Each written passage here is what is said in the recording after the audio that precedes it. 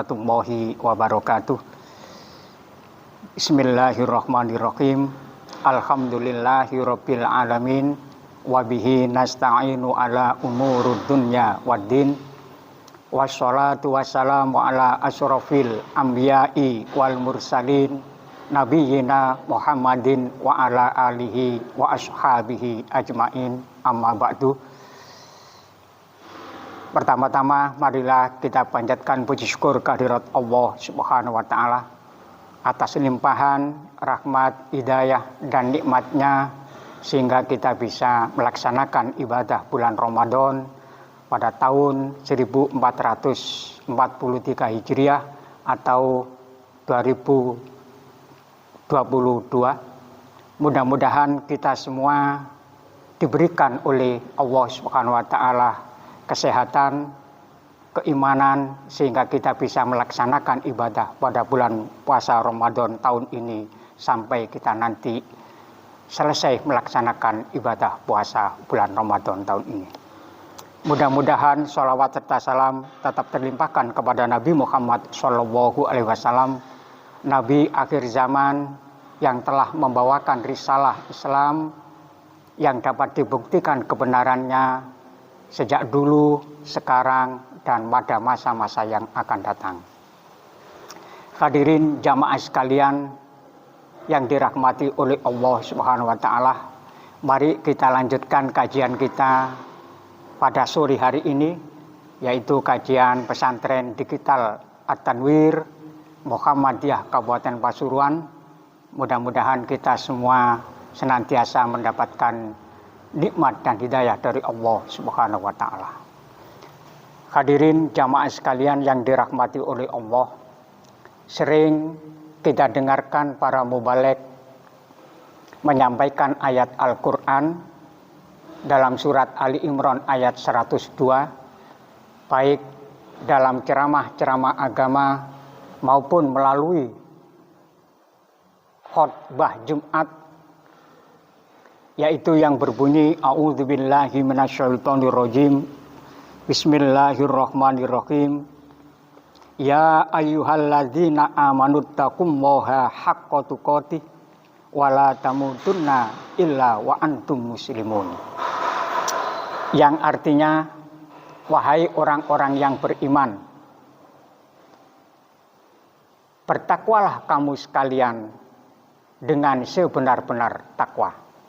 Dan janganlah kamu sekali mati kecuali dalam kondisi beragama Islam. Suatu perintah Allah Subhanahu wa taala kepada orang-orang yang beriman dengan kalimat ya ayyuhalladzina amanu. Khusus yang dipanggil oleh Allah itu adalah orang-orang yang beriman. Apa panggilan Allah itu? Yaitu diperintahkan untuk bertakwa kepada Allah yang haqqa tuqatih, yang sebenar-benar takwa.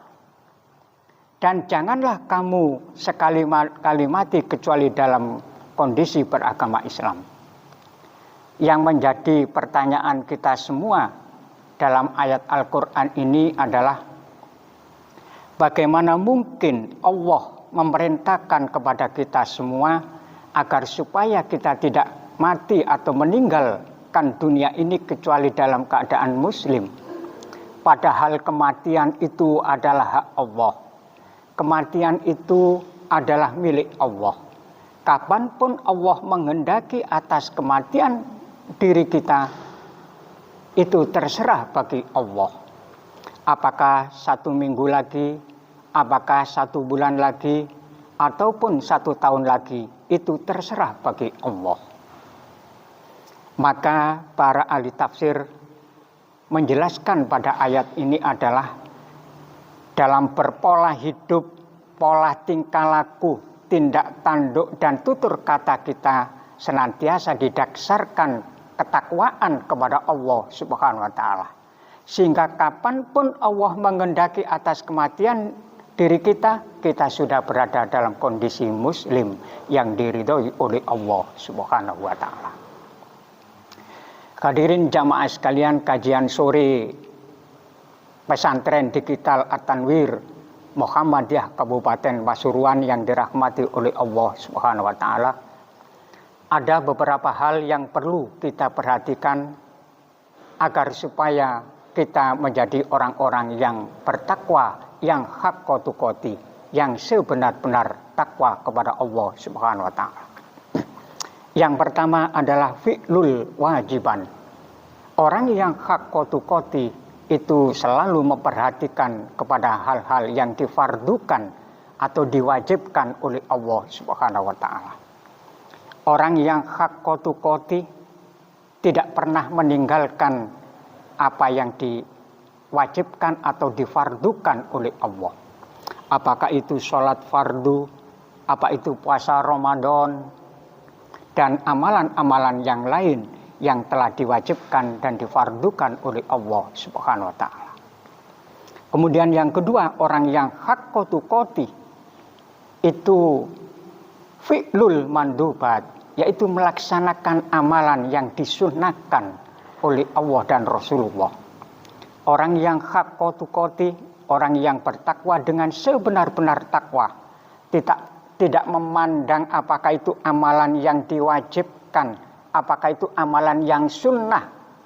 Selagi itu ada contoh dari Rasulullah, ada perintah dari Allah, maka orang yang haqqa tuqati itu senantiasa memperhatikan walaupun amalan itu tergolong amalan yang sunnah. Walaupun di dalam fikih amalan yang sunnah itu apabila dilaksanakan mendapatkan pahala dan kebaikan, apabila tidak dilaksanakan tidak ada sanksi dosa. Tapi orang yang haqqa tuqati senantiasa memperhatikan walaupun itu amalan-amalan yang sunnah. Apakah itu sholat sunnah, apakah itu puasa sunnah, selagi itu ada perintah dan contoh dari Rasulullah Shallallahu Alaihi Wasallam. Kemudian yang ketiga, orang yang haqqa tuqati itu selalu memperhatikan tarkul muharramat, yaitu hal-hal yang diharamkan oleh Allah Subhanahu wa taala. Apakah itu hal makanan ataupun minuman yang sudah jelas dan tegas yang diharamkan oleh Allah Subhanahu wa taala. Sebagaimana dalam surat Al-Maidah ayat 90, innamal khamru wal maisiru wal angsobu wal azlamu rijsum min amalis syaiton. Atau di dalam hal-hal yang amaliyah yang lain, misalnya tentang jual beli, Allah menegaskan di dalam Al-Quran, wa akallawahul bai'a wa harramar riba. Allah menghalalkan jual beli dan mengharamkan riba. Kalau dalam bahasa kita riba itu ya rentenir lah. Nah, begitu besar dosanya orang memakan harta riba itu sehingga dilarang tegas oleh Allah Subhanahu wa taala. Kemudian yang keempat, orang yang haqqa tuqati itu juga memperhatikan kepada hal yang syubhat. Nabi sudah jelas dan tegas dalam sebuah hadisnya, al-halalu bayyinun, yang halal itu sudah jelas. Al-haramu bayyinun, dan yang haram itu sudah jelas.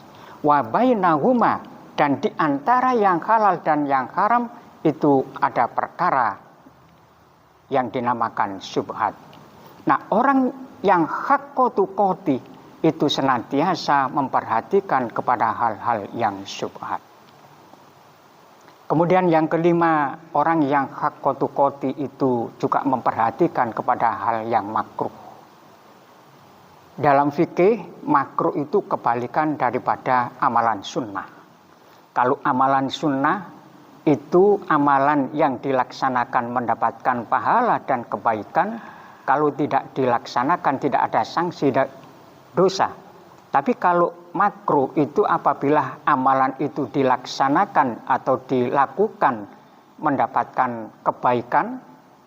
Kalau tidak dilaksanakan, kalau makruh itu suatu amalan yang dilakukan tidak ada sanksi dosa.